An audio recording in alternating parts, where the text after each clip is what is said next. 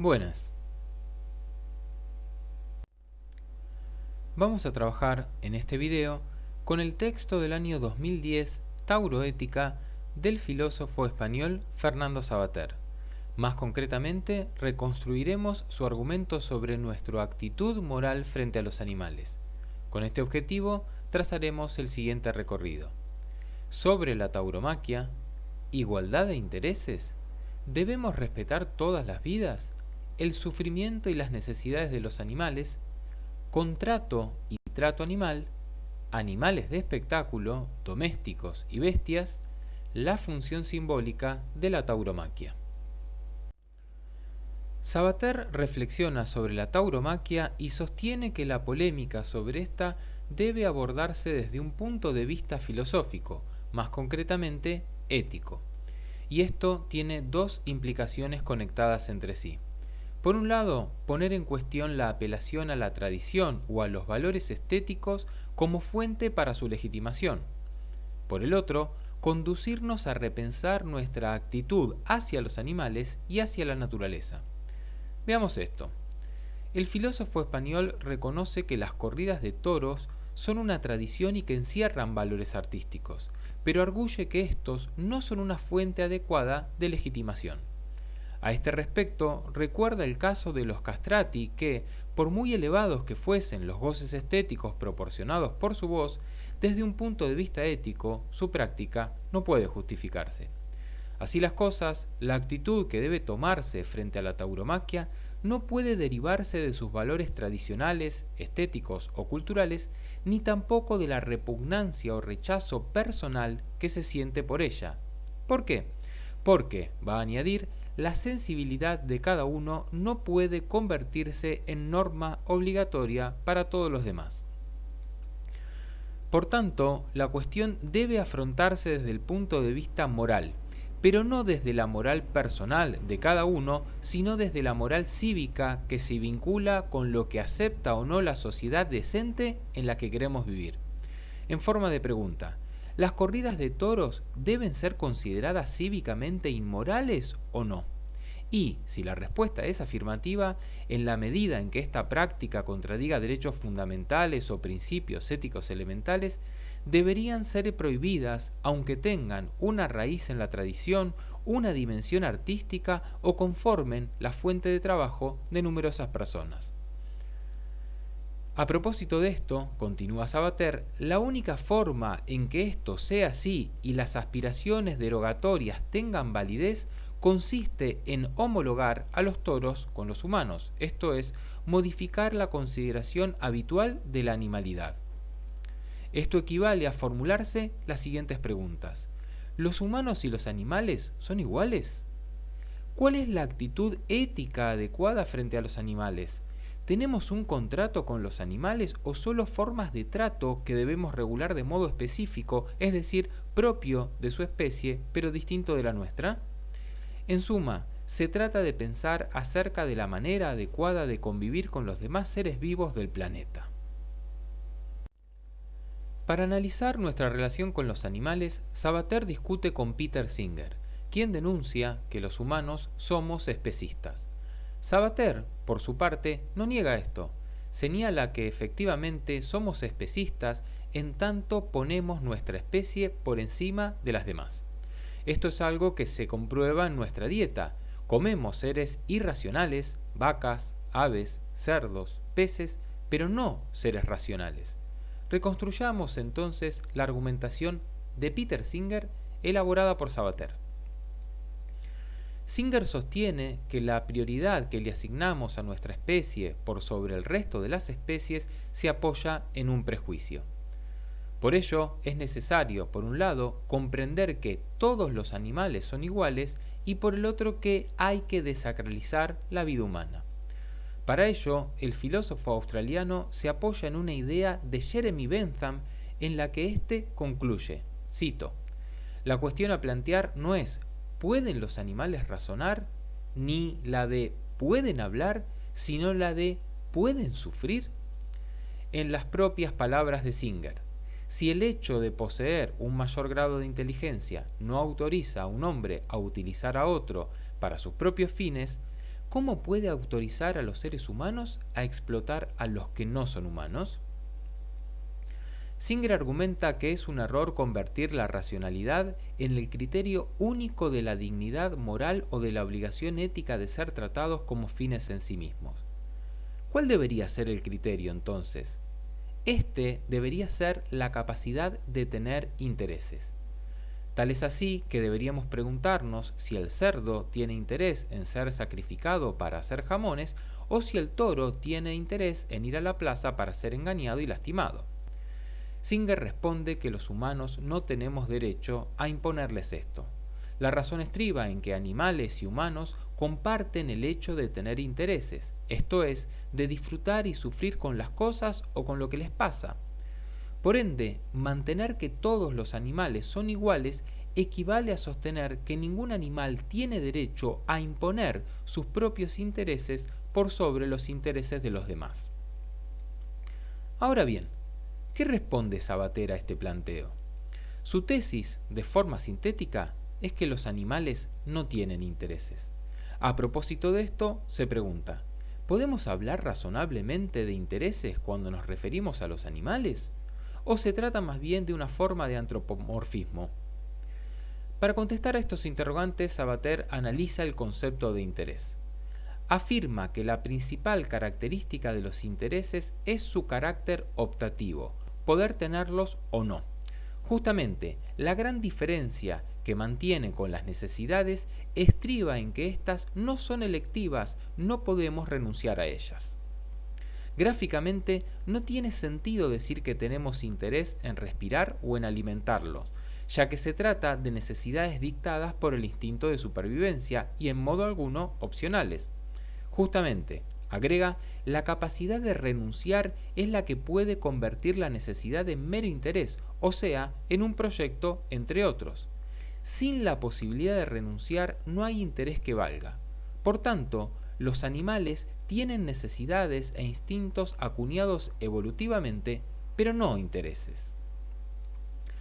En contraposición a los animales, lo característico de la conducta humana es poder inhibir o aplazar la satisfacción de nuestros intereses más perentorios para cumplir otros propósitos. Respondemos a intereses que son por definición múltiples, contrapuestos e incompatibles frecuentemente unos con otros. Por esta razón, nosotros somos responsables moralmente y los animales no. Justamente, la inocencia y la culpabilidad están ligadas a la conducta interesada, no a la meramente instintiva. Por ende, los animales, al no poder elegir, no pueden ser inocentes ni tampoco culpables. Según Sabater, la ética proviene de nuestra capacidad única y específica de distanciarnos reflexivamente de la finalidad natural inmediata y poder afirmarla o rechazarla. El reconocimiento de esta diferencia esencial es la que sustenta las exigencias sociales de responsabilidad personal ante la acción. Seguidamente, nuestro autor se muestra crítico con la veneración absoluta, con la actitud radical que prohíbe dañar cualquier vida.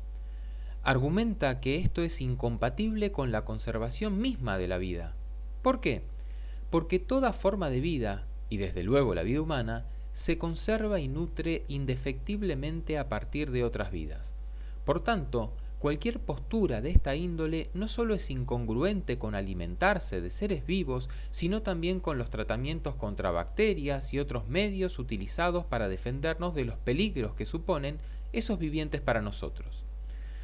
De forma más particular, al hombre le es imposible vivir si respeta como a su hermano a todo lo que existe.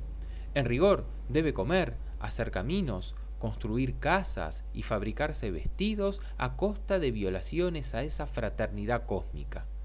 Desde esta perspectiva, el lobo no es cruel ni el hombre tampoco por atender a sus necesidades y a su forma de vida. Ahondando en este punto, Sabater se pregunta, ¿por qué debemos comprometer los humanos nuestra propia vida, no atentando contra cualquier otra vida, cuando el resto de los seres vivos actúa de forma opuesta? La respuesta es que difícilmente podamos justificar esta obligación desde la ética laica y racional, desde la que él se posiciona. Por consiguiente, concede que quizás el único tipo de explicación que pueda encontrarse para justificar esta conducta sea religiosa. Sin embargo, señala que existe una diferencia radical entre los mandamientos religiosos y las normas morales. Desde luego, esto no implica legitimar la crueldad. Existe una amplia tradición en el pensamiento occidental que condena la crueldad contra los animales, a quienes se llama nuestros hermanos inferiores. Pero esta condena no se basa en ningún tipo de igualdad entre los humanos y los animales, ni en la existencia de derechos, sino en la degradación de nuestra humanidad que esos hábitos brutales revelan. En efecto, quien provoca sufrimiento a los animales no viola una obligación moral con ellos, que no existe, sino que renuncia a su propio perfeccionamiento moral y se predispone a ejercer malevolencia contra sus semejantes, con quienes sí tiene deberes éticos. La perspectiva moral más preocupada por el bienestar de los animales es el utilitarismo, cuyo padre intelectual es Jeremy Bentham. Este filósofo postulaba que nadie debía ser excluido de la protección de la ley a causa del color de su piel o la forma de la nariz, y por ende tampoco debería aceptarse esto en ninguna criatura debido al número de sus extremidades, la pilosidad de su piel o la forma de su osamenta. Bentham añadió que un caballo o un perro adultos pueden ser más sociables y razonables que un niño recién nacido. De esta forma, la línea de demarcación del respeto moral no puede establecerla la capacidad de hablar o razonar, sino la capacidad de sufrir. Así, Bentham postuló una continuidad esencial entre los animales racionales y los irracionales. En conformidad con esto, lo importante dejó de ser la capacidad de elegir aquello que efectivamente distingue a unos de otros y pasó a ocupar su lugar la gradación en la conciencia del dolor y el interés de rehuir lo que comparten, según su escala de sensibilidad, unos y otros. Sintéticamente, la idea fundamental de la ética, la libertad, la capacidad de optar por intereses distintos a los naturalmente determinados, fue dejada de lado en beneficio del interés natural e irremediable por evitar el dolor y buscar la satisfacción de las necesidades que comparten todos los seres vivos. Esta es la idea central compartida por filósofos como Peter Singer, Ted Honderich y Jesús Mosterín, entre otros. Ahora bien, ¿qué significa exactamente causar dolor a los animales? ¿Y qué es lo que estos necesitan? Sabater va a responder por un lado que efectivamente los animales sufren como el resto de los seres vivos. Por el otro, observa que, en general, los animales que jamás han tenido contacto con el hombre padecen, en ciertos momentos de su vida, más que la mayoría de los animales, gatos, perros, caballos, vacas, toros, etc., que conviven con los humanos. En este sentido, agrega, la naturaleza programa o consiente cacerías, hambrunas, matanzas y torturas que aseguran a los animales una existencia sumamente dolorosa. ¿Qué dice sobre esto los utilitaristas? Que los dolores de los animales son efectivamente naturales y, en consecuencia, justificados en la medida en que son exigidos por la condición de esos seres. En otras palabras, los dolores causados por la naturaleza son sufrimientos imprescindibles para la vida en su conjunto, mientras que los provocados por los humanos son caprichosos y no necesarios. ¿Qué dice sobre esto Sabater? Que acá hay una contradicción. Se sostiene la continuidad entre los animales y los humanos y al mismo tiempo se postula que los sufrimientos causados por el hombre a los animales no son naturales ni necesarios, como aquellos que los animales se causan entre sí. En consecuencia, los seres humanos tenemos unos deberes que nadie tiene en el universo y nuestro incumplimiento nos convierte en los únicos malvados del cosmos. Los utilitaristas aseguran que el daño que causamos a los animales va en contra de sus intereses y que este no es necesario. El toro no quiere ser lidiado ni el cerdo abastecernos de jamones.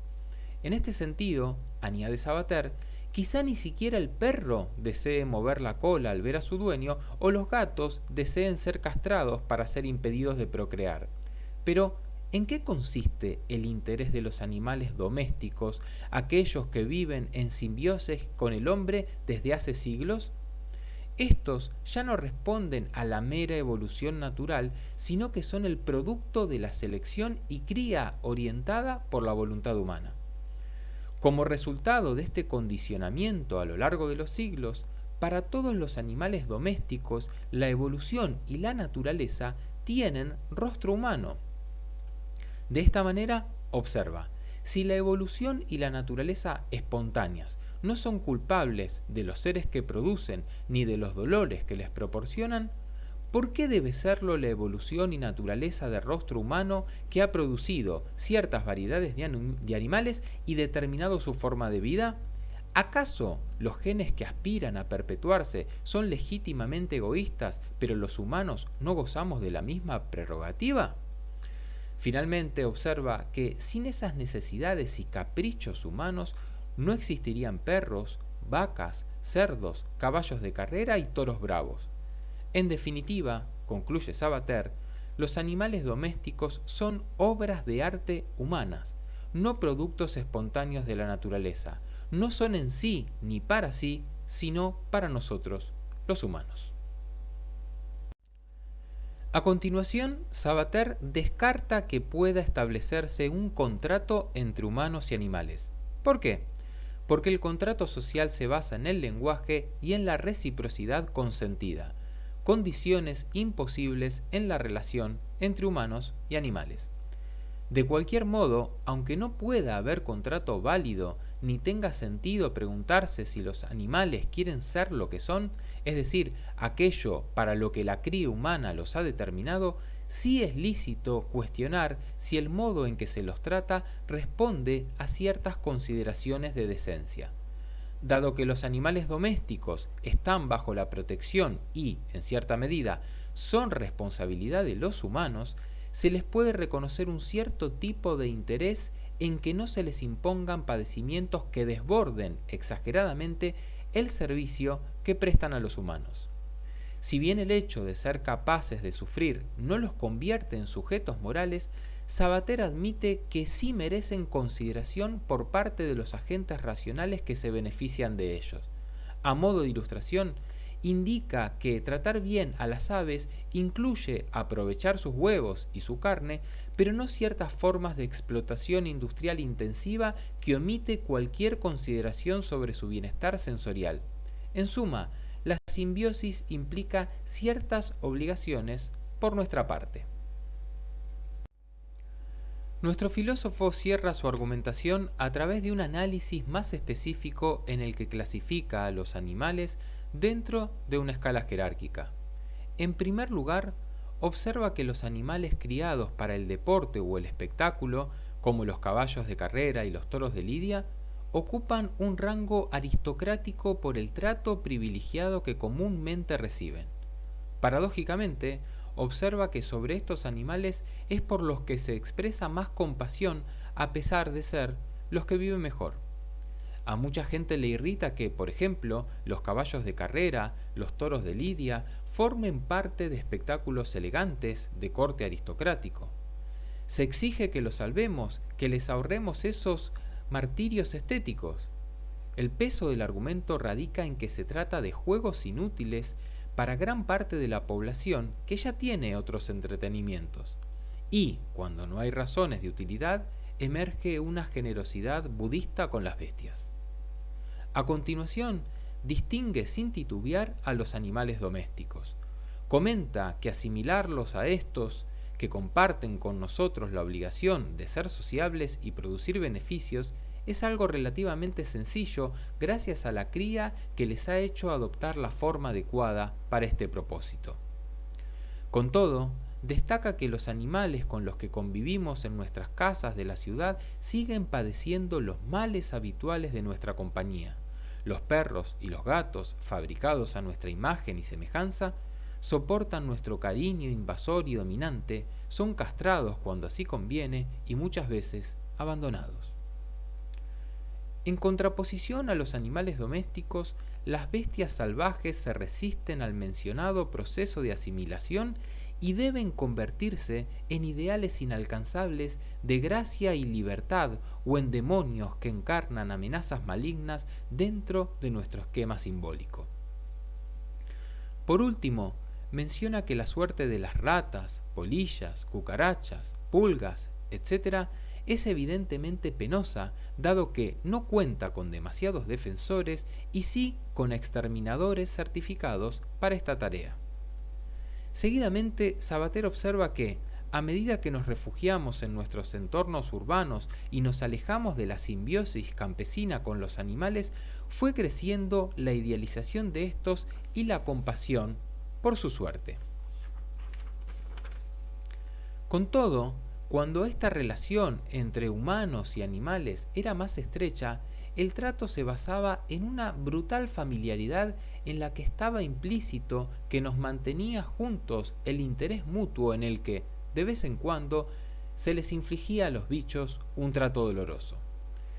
En este marco simbiótico, los lobos y los osos eran alimañas que amenazaban al ganado, no especies a conservar como lo son para quienes nunca han visto uno de estos animales de cerca. Ciertamente aún sigue siendo así en los pueblos, aunque muchos de los remilgados citadinos que disfrutamos con el jamón o el chorizo no soportaríamos participar en la fiesta de la matanza del cerdo. De hecho, los animales van desapareciendo de nuestras vidas como presencias reales cotidianas y solo disfrutamos de sus productos higiénicamente preparados, ignorando cómo se obtienen estos. Asimismo, remarca que en el marco del proceso de modernización, nuestra cotidianidad se vuelve más artificial y las sustancias sintéticas, como los plásticos, sustituyen a los materiales tomados de la naturaleza, como la madera, el cuero, las pieles, el marfil, la seda, etc. Ciertamente, algunos de estos sucedáneos pueden salvar de la extinción a hermosas especies animales que por razones sentimentales y estéticas, aunque no éticas, queremos que sigan habitando con nosotros el planeta. Sin embargo, es menester reparar que, en muchos casos, la producción de bienes sintéticos degrada el ambiente y destruye a más especies de las que preserva. En este sentido, continúa, es posible que en el futuro nos alimentemos de comida fabricada industrialmente y que de esa forma se eviten los padecimientos asociados a la ganadería intensiva. El problema es que esto provocará también el final de los pollos, de las vacas, de los cerdos, cuya cría dejará de tener interés comercial. Asimismo, sin hipódromos de competición y sin tauromaquia, se evitarán ciertas dosis de dolor, pero también desaparecerán los caballos de carrera y los toros de lidia, y, junto a estos, desaparecerán ciertas formas humanas de vida tradicional campesina. Tendremos que resignarnos a olvidar el canto de los gallos y el mugir de los terneros, así como los paisajes rurales dejarán de ser lo que son. Por ello, Sabater advierte que, en ciertas ocasiones, seguir los dictados del corazón puede traer serios daños colaterales. Finalmente, Sabater retoma el punto de partida. Inscribe las corridas de toros en una perspectiva existencialista, vinculada a la especificidad humana de buscar comprender y afrontar la fatalidad de la muerte. A este respecto observa que, además de servirnos como fuente de alimentos, transporte, fuerza motriz, vestido, calzado, etc., los animales han sido utilizados por los humanos desde siempre como representantes de instintos y comportamientos no regidos por la razón que nos ayudan a comprender el significado de la vida. A partir de nuestro vínculo con los animales, nuestra mirada sobre la muerte se convierte en poesía o en juegos arriesgados. En efecto, la escena primordial, el hombre, la fiera, la muerte y la habilidad para esquivarla, ha debido tener lugar según rituales muy diferentes. Algunos, de crudeza sanguinaria, han desaparecido con el refinamiento de las costumbres. Otros se fueron codificando como danzas populares en las que se expone la vida. Las corridas de toros pertenecen a este último género y probablemente lo representen ya de forma única y por tanto insustituible, pese a las degeneraciones comerciales y turísticas que conforman la mayor amenaza para su supervivencia. Acerca de esto, remarca que la familiaridad con las bestias va disminuyendo en el devenir de la historia hasta resultar casi incomprensible para las generaciones más recientes. En función de ello, concede que para mucha gente, a la que describe como estrictamente realista, sensible a la sangre y cerrada a dimensiones simbólicas, sea perfectamente lógico oponerse a ver morir toros. Justamente, luchar contra una simple criatura natural, por feroz y poderoso que sea, para sublevarse contra el destino mortal equivale a desafiar el orden del mundo que separa lo racional de lo irracional y exige piadosa resignación. En su lugar, elegimos la compostura, la compasión budista que renuncia al deseo, el sentido práctico que evalúa los costos y los beneficios sin reparar en sus dimensiones simbólicas. Así, la oposición a las corridas de toros es la opción moral respetable de una sensibilidad personal ante una demostración simbólica de raigambre atávica y desmesurada según los parámetros racionalistas comúnmente vigentes.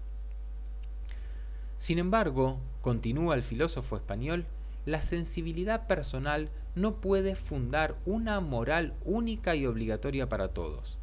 Para apoyar esta idea, traza un paralelismo con el aborto. Considera que, desde ciertos encuadres religiosos o éticos, hay personas que condenan esta práctica, pero eso no significa que la postura antiabortista se erija en la única opción éticamente digna y que, en consecuencia, se califique de asesinos a quienes no concuerden con ella. Análogamente, tampoco es aceptable, en el marco de una convivencia plural, que los antitaurinos califiquen como asesinos o torturadores a quienes practican las corridas. Sintéticamente, por más que a la sensibilidad de una persona le repugnen ciertas prácticas, ésta no puede tener la arrogancia de pretender convertirse en una norma moral para todos. En conclusión, para Sabater, la barbarie no consiste en tratar inhumanamente a los animales, sino en no distinguir el trato que se debe a los humanos y el que puede darse a los animales. Gracias.